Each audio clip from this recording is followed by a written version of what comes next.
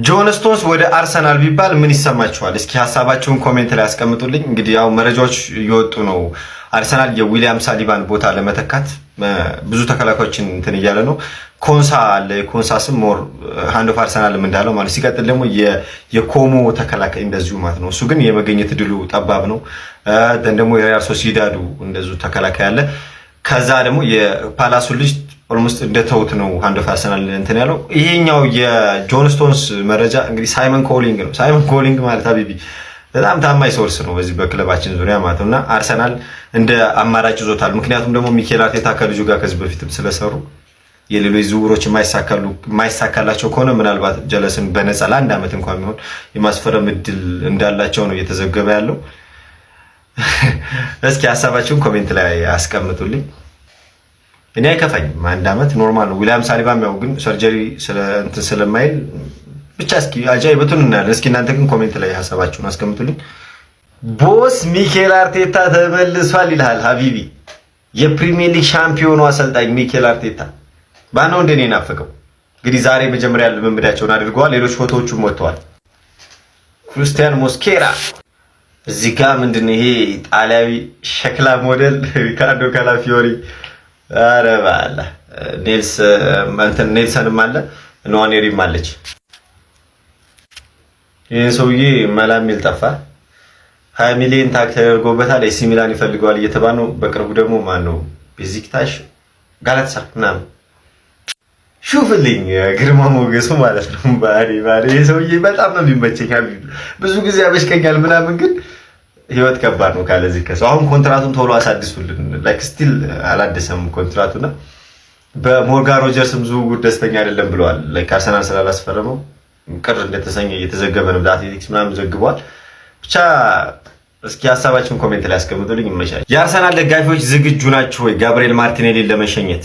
እሱንና ቡርኖ ጉማሬሽ፣ ሞርጋን ሮጀርስ፣ ኮንሳን እና ሌሎች የዝውውር መረጃዎችን በተመለከተ ሃንድ ኦፍ አርሰናል አስነብቦናል። እስኪ ምን እንዳለ እንመልከት። ጋብሪኤል ማርቲኔሊ ለሽያጭ ቀርቧል ይለናል ሃንድ ኦፍ አርሰናል። እስኪ ስንት ሚሊዮን ፓውንድ ያወጣል ብላችሁ ታስባላችሁ? እኔ ግን ደህና ተተኪ እስካላገኘን ድረስ ከክለባችን ባይለቅ ከሚሉት ወገን ነኝ። ኒውካስትል ዩናይትዶች ከቡርኖ ጉማሬሽ ዝውውር ከ80 እስከ 85 ሚሊዮን ፓውንድ ይፈልጋሉ ብሏል ሃንድ ኦፍ አርሰናል። ባችን አርሰናል አሁንም ቢሆን ኢዝሪ ኮንሳን ከአስቶን ቪላ ለማስፈረም በጣም እንደሚፈልግ ሃንድ ኦፍ አርሰናል ዘግቧል። የላክሮስ ዝውውርን ትንሽ ተወት እንዳደረጉት እሱ ዘግቧል። ግንቦትና ሰኔ ላይ ሞርጋን ሮጀርስን ከ80 እስከ 100 ሚሊዮን ማስፈረም እንደሚችሉ ተነግሯቸው ነበር ለአርሰናሎች ማለት ነው። እናም ይሄኛውን ዝውውር ምስቅልቅል ያደረገው የቶናሊና የአንደርሰን ዝውውር ነው ይለናል ሃንድ ኦፍ አርሰናል። እና የሮጀርስ ቤተሰቦች ሁሉ መረጃው ነበራቸው ስለዚህ ጉዳይ ከሚኬል አርቴታም ጋር እንደተነጋገሩ ምናምንና እንግዲህ የቶናሊና የአንደርሰን ዝውውር ነው ነገሩን ያበለሻሸው። ለምን አይመለከተኝም፣ በሰዓቱ መጨረስ ይችሉ ነበር በዛ ሰዓት ማለት ነውና እንግዲህ ይሄን ይመስላል የሃንድ ኦፍ አርሰናል መረጃ ሀቢቢ። አሁንም ፕሪሚየር ሊግ ሊጀምር ትንሽ ጊዜ ነው የቀረው።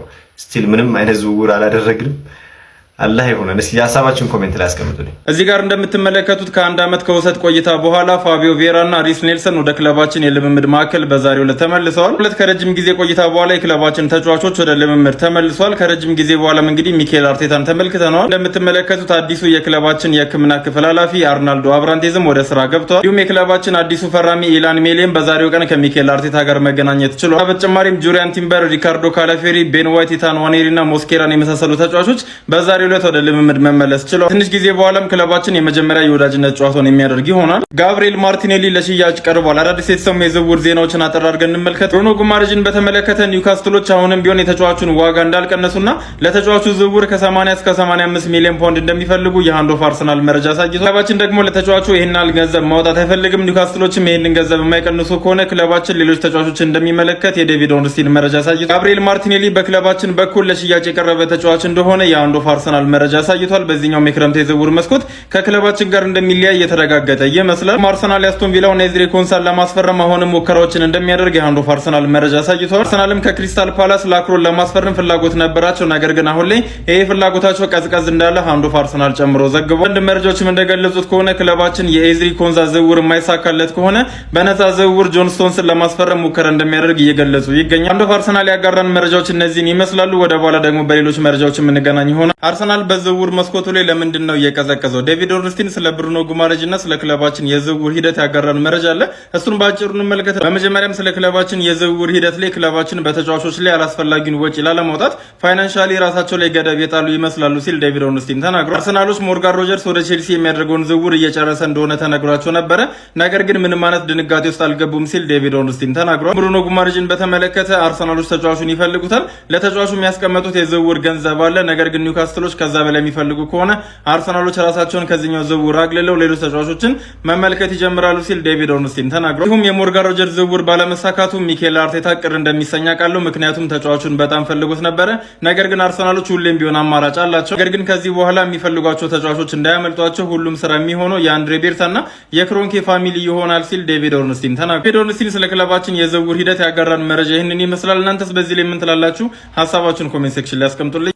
እነዚህ ሰዎች እኛ ሳናቀው የጀመሩት የኮሚሽን ስራ አለ እንጂ ማለት ነው። በዚህ ደረጃ ተጫዋች ለማዋደድ ካልሆነ በቀር እንዲህ ያሉ ሪስኮች ውስጥ ገብተው አሁን የሆነ ሰዓት ላይ ከዚህ ጋር የሚነካኩና ምናምን ወይ ዋጋው በጣም ተወደደ ምናምን እኛ እኮ የምንፈልገውን እስከ 200-300 ሚሊዮን እናወጣለን፣ ግን ተጫዋቹ አያወጣም አይነት ሳክስ ሙድ ምናምን። እቺን ሙድ እኮ ኦልሬዲ ገና ድሮ የባነነውን አይነት ሙድ ለምን ትጫወታላችሁ ነው። መነካካቱ ለምን አስፈለገ?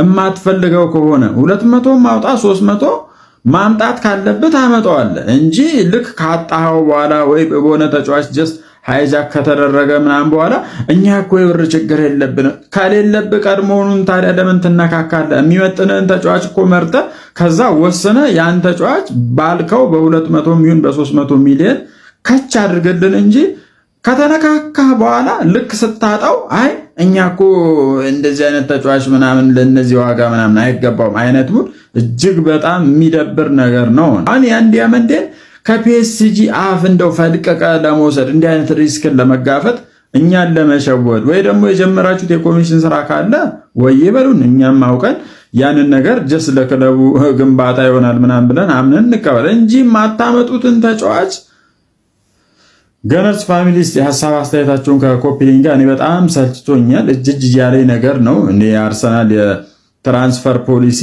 ምንም ታርጌቱ ምን እንደሆነ ሊገባኝ አልቻለም። የገባችሁ ሐሳብ አስተያየታችሁን ኮሜንት ሴክሽን ላይ። ለተወዳጁ ልጃችን ዊሊያም ሳሊባ እንግዲህ ከጉዳቱ እንዲያገግም ተብሎ አንድ ምርጥ ምርኩዝ እንግዲህ እንደሚመጣለት ነው እየተነገረ የሚገኘው። በዚህ አጋጣሚ እንደውም የእንግሊዝኛ ቋንቋውንም እንዲያሻሽል ሲባል ጆን ስቶንስ እንግዲህ ከማንቸስተር ሲቲ መጥቶ ያገለግለዋል ተብሎ እየተጠበቀ ይገኛል። ምርጥ ጸባይና ቀልድ አዋቂም ነው እንግዲህ የሚባል ነገር ነው እንግዲህ እየተሰማ የሚገኘው እንጂ አሁን ይሄ ልጅ እውነት ለአርሰናል ተሰልፎ ሊጫወት ነው የሚመጣው? አርሰናል በእናታችሁ አትቀልዱብን እንዴ! የገዛ ክለቡን አንድ ወር እንኳን በአግባቡ ማገልገል ያቃተው ይህን ሸክላ ደግሞ አንጥተ ጭራሽ ለአንድ ሳምንትና ለሁለት ሳምንት አጫውተ መልሰ ከዊሊያም ሳሊባ ጋዛ እሱን ከማስታመም ማለት ነው ሳይነካካ ቀጥታ ወርዶ ዊሊያም ሳሊባን እላይታች እያለ እሱም ቢያገለግልና ከጉዳቱ እንዲያገግም ማለት ነው የበኩሉን አስተዋጽኦ እንዲያበረክት ማድረግ ነው እንጂ እኛውም ይሄ ልጅ በክለብ መጥቶ እንዲጫወት ፈጽሞ ነው አልፈልግም። ምናልባት ቀደም እንዳልኳችሁ ዊሊያም ሳሊባን ለማስታመም ካልሆነ በቀር ማለት ነው። ሐሳብ አስተያየታችሁን ኮሜንት ሴክሽን ላይ አድርሱልኝ። አስቶን ቪላ ሞርጋን ሮጀርስን በ117 ሚሊዮን ፓውንድ ለቼልሲ እንደሸጠው ታውቃላችሁና ዛሬ ኮንትራቱን ተፈራርሟል። የ6 ዓመት ኮንትራትና አንድ የሚጨመር የ1 ዓመት ኮንትራት ተካቶበታል። የሁላችሁ አርሰናሎች ይህን ልጅ ሚስ አድርገውታል ብላችሁ ከጠይቃችሁ አዎ፣ ግን ደግሞ ሚስ ያላደረጉበትን መንገድ ልንገራችሁ። ቪዲዮ ትንሽ ረዘም ስለሚል ኮፒ ሊንክና ሼር በማድረግ ጀምሩ። አርሰናል ምን ይፈልጋል የሚለውን ነገር ነው። መጀመሪያ አርሰናሎች በዊንግ በትሮሳርድና ጋብሪኤል ማርቲኔሊ ቦታ ሁነኛ የዊንግ ተጫዋች ይፈልጋሉ።